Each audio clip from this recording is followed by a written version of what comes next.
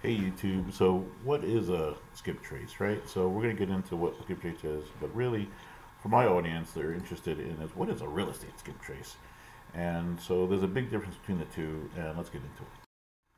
So when people used to skip town to avoid paying bills, you have to track them down or trace them down, and that's how the word skip trace came to be.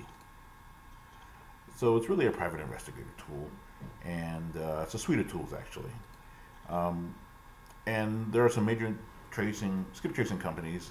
TLO, LexisNexis is one a lot of lawyers have access to, and we have access to all those databases, and we skip trace everybody.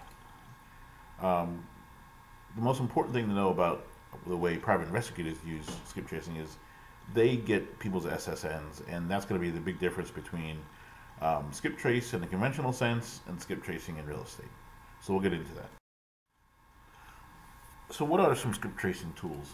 So lawyers, law students, business owners, bail bondsmen, debt collectors, and private investors is a small set of the people that put their licenses on the line to view this information. So that's why the skip trace idea is such a niche thing, because it's only access to a very small amount of people. Um, but there are multiple databases out there with all different types of information about who we are and how to contact us. Um, the real estate skip tracing only requires we are talking to the decision maker for a property. We don't need their SSN, and that's the most sensitive of information. So we don't need access to that. So we can have access to all these databases as long as we promise not to pull their social security number. So the term skip trace still exists for real estate professionals, and the results are the same, but the ultimate use of the data is completely different. So the data we gather make it easy to find and contact the owner of the property in multiple ways. If they were hard to find, like for a private investigator, the government wouldn't spend any money finding them.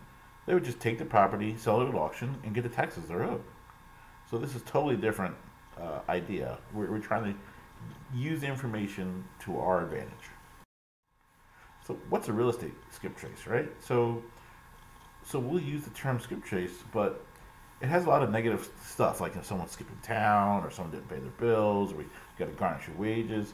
So it's the same name, but it's not negative. Um, so this is a way to easily capture the personal contact information of anyone in the U.S. That's all it is. The databases have been updated to include email and mobile phone numbers. Um, we'll use that to the real estate professional's advantage.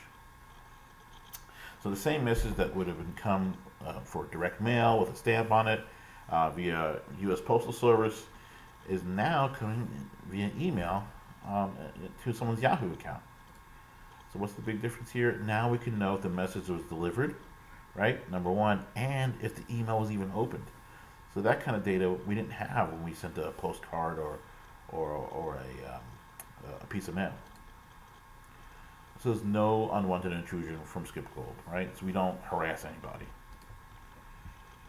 More importantly, we don't house, gather, or use any SSN information, and we tell our clients, don't touch it, it's not necessary.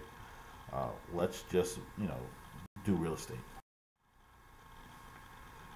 So what is a skip trace, right? So it's a suite of tools that contains the information that licensed professionals would use to trace someone's whereabouts, and that an interested third party know how and when to find them, because that someone did not want to be found.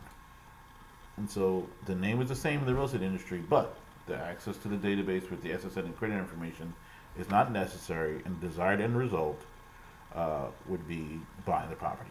All right, thanks for your time.